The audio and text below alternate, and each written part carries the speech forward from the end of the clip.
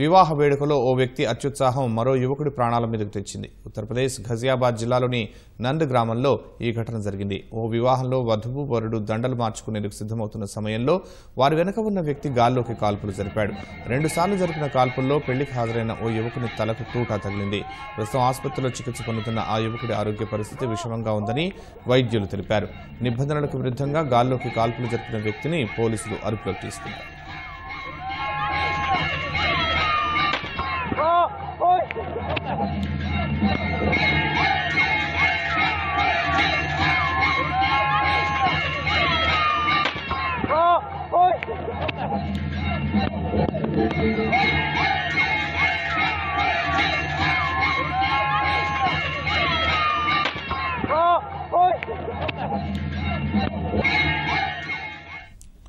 వివాహ వేడుకలో ఓ వ్యక్తి అత్యుత్సాహం మరో యువకుడి ప్రాణాల మీదకు తెచ్చింది. ఉత్తరప్రదేశ్ ఘజియాబాద్ జిల్లాలోని నంద్ గ్రామంలో ఈ ఘటన జరిగింది.